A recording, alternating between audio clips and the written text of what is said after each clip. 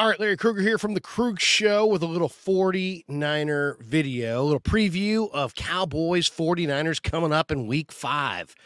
And, of course, The Krug Show is partnered with Underdog Fantasy this football season. Underdog Fantasy gives fans a way to play alongside your favorite football team all season long. Check out their weekly pick and players where you pick between 2 to 5 players, select whether they'll go higher or lower on their game stats, and you can win up to 20 times your money in a single game by going 5 for 5. It's a fantasy game, but you can win real money. This week, I am going with Brock Purdy higher than 236.5 passing yards and Christian McCaffrey higher than 0.5 rushing touchdowns. You can enter the same as me, or you can make your own picks. That's the beauty of it. Sign up using the link in the description and use that promo code KRUG, K-R-U-E-G, and they'll match you up to $100. Underdog Fantasy, a proud sponsor of The Krug Show. All right, Cowboys roll in this weekend, game of the week in the NFL. The Niners and the Cowboys, man, this is going to be good. This is going to be a phenomenal game. I can't wait to watch it. Let's go through some of the interesting aspects of this game. I think it's a bad matchup for Dallas. I really do. The Niners have knocked them off in the playoffs the last 2 years. Why? Well, largely because the Niners can run the ball, and they can stop Dallas's run. And last year they knocked out Tony Pollard in the playoff game, and that was it. That was a wrap on Dallas's run game. Dallas is a one running back football team. They have Tony Pollard. After that, Rico Dowdell, Deuce Vaughn. Dowdell's hurt coming into this one, but they don't really have a legitimate number 2 back. That's what's so scary about the potential of the Cowboys to get Taylor, Jonathan Taylor from the Colts in a trade if it happens, because that would give them another big-time running back. Dallas has got a big physical offensive line, but we don't know about the status of Tyron Smith. Their starting left tackle may not go, and if he can't go, it's Chuma Adoga time at left tackle, most likely going up against Nick Bosa. That's major advantage 49ers. So that's just, right out of the chute. And then you look at Dallas, they're a bully team. They get up on teams and they blow them out. Why?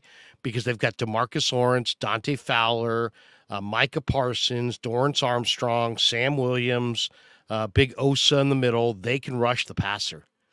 Dallas can put a lot of heat on the quarterback. But they've also lost Diggs for the season. So they don't have quite the cornerback talent that they had at the beginning of the year. But if you fall behind by 2 touchdowns to Dallas, it's a monumental challenge to come back on their fierce rush. Let's go through this game, though, because I think there's some interesting angles to hit on as we look ahead to Sunday. Dallas's defense since the start of last year is 22nd in the NFL in yards after catch allowed.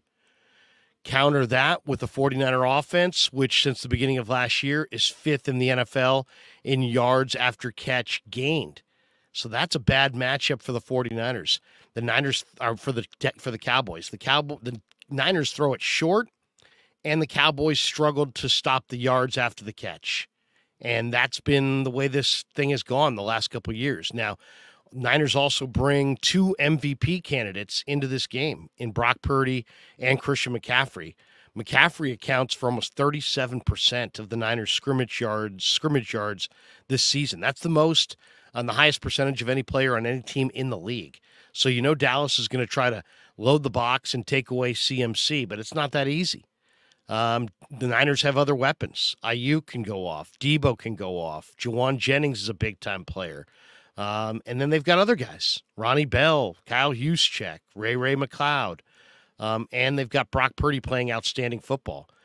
Now, one thing to look for in this game is Dallas leads the NFL in short passes to the offensive right side.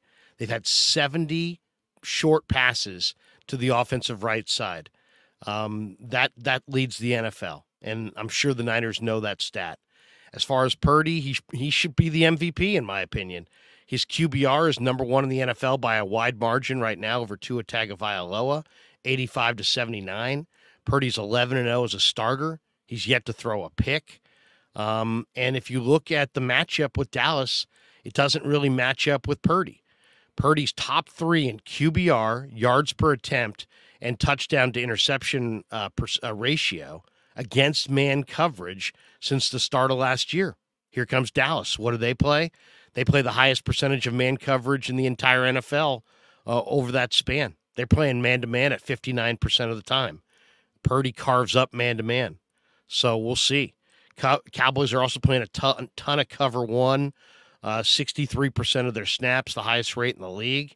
That means an extra safety in the box to combat the run and single coverage from the DBs and the linebackers, with the exception of the single high safety deep. So it definitely means that there's going to be favorable matchups for guys like George Kittle, and Kittle's hungry.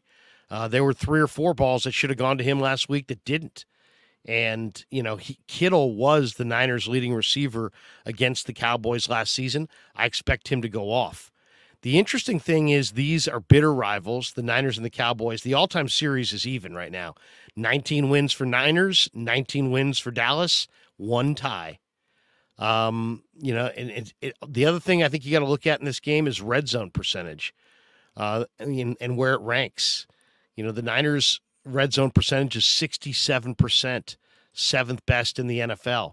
The Cowboys is 37%, which is 30th in the NFL. That's a huge discrepancy.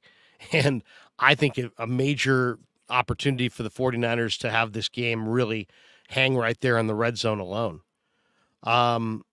You look at the Niners are coming off a game where they went 5 for 5 in the red zone. And we'll see. We'll see about the Cowboys' red zone defense. The Cowboys' red zone defense is 4th best in the league. So they do a good job in the red zone themselves, defending in the red zone. They don't do a great job of getting into the red zone, but they do a great job of defending once their opponents are in the red zone. So that's a matchup to watch. Jerry Jones went on 105.3 The Fan in Dallas this week and said that their left tackle Tyron Smith's knee is iffy for Sunday, and he says they're well prepared if he can't play. Zach Martin, who's also dinged up, is going to play against the 49ers in this matchup. To me, this is a marquee matchup for a lot of reasons. One, they're iconic franchises with great history. Two, it's a marquee matchup because Dallas's defense is number 1 DVOA, and the Niners' offense is number 2 DVOA. So it's the best against the best almost. And the 49ers have beaten the Cowboys each of the last 2 seasons. Both times Dallas has limited San Francisco to relatively low efficiency clips. In fact, last season in the playoff win over the Cowboys, that was the 49ers' lowest offensive EPA of Brock Purdy's tenure as the starting quarterback, outside of the Philly game, of course. The one thing about Dallas is they don't defend the run well. Arizona ran on them for 222 yards, 7.4 a carry. And yet last year in the playoffs, the Niners it was a real grind against Dallas. The Niners only averaged 3.5 a carry and only wound up with 113 yards. But you're seeing Christian McCaffrey in a better spot now than he was a year ago. He's playing better football. The Cowboys allow 5.7 yards after catch per reception. That's 27th in the NFL. That is a huge point of vulnerability against the Niners and the yak monsters that they have on offense. The big question is, can the Niners protect Brock Purdy well enough to set the table for him to take advantage of Dallas's yards after the catch issues? The Niners' O-line allowed only 3 total pressures last week against Arizona, but Dallas's front is a different deal altogether. Parsons has 27 pressures. DeMarcus Lawrence has 15. As I already stated, they got a full stable of guys. Parsons lines up on both tackles. They'll even move him inside to try to get a mismatch.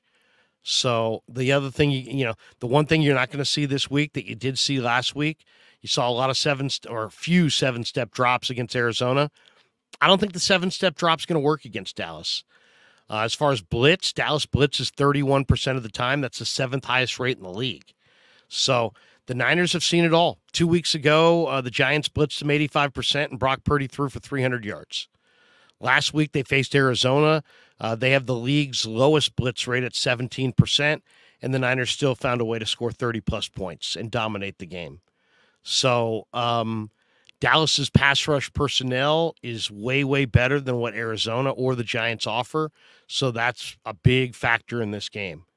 The Niners have an edge, though, on the other side of the ball. The Niners' defense is 7th in DVOA. The Cowboys' offense is 16th in DVOA so far. Major advantage 49ers. So, Dallas has gone to more of a quick release passing attack. Prescott's snap to release average is 2.49 seconds. That's the 4th fastest in the league. So it's going to be difficult for the 49ers to get sacks. And he's averaging the 2nd shortest throws in the league from 8.3 intended air yards last year to just 5.7 intended air yards this year. So what has it meant for Dallas? It's reduced the interception rate for Prescott, but it's also meant that Dallas's offense is less explosive. CeeDee Lamb is his favorite target. He loves going to Jake Ferguson, the tight end. Then it's Tony Pollard and Michael Gallup. And, I think it's going to be interesting. Dallas will probably put, CD in the slot at times, like Arizona did, to try to take advantage of the 49ers. So it's going to be there's going to be a little bit of a cat and mouse game here. There's going to be a little bit of a, X's and O's cat and mouse game. The 49ers are favored by 3.5 points.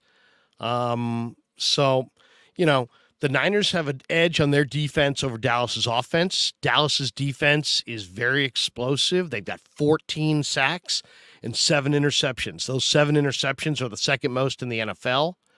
And they still get picks even without Trevon Diggs. So this is going to be interesting to see as well. How much do the Niners and Steve Wilks blitz Dallas, and how much do the Niners play man-to-man? Dallas has transitioned to a short, quick passing game, very similar to what the Rams did in the first half in week 2 with Puka Nacua. So this is going to be an exciting football game. I like the Niners to win it. I think they'll win by 10. The Niners run the ball, and they stop the run. Dallas, I don't think, is going to be able to run it on the Niners, and I think the Niners are going to be able to run it on the Cowboys. And I'll say 31-21, 49ers get the win on Sunday Night Football. All right, thanks to all of our sponsors, and thanks to all of you. Of course, we're brought to you by Underdog Fantasy, and thanks to everybody for supporting The Krug Show on YouTube.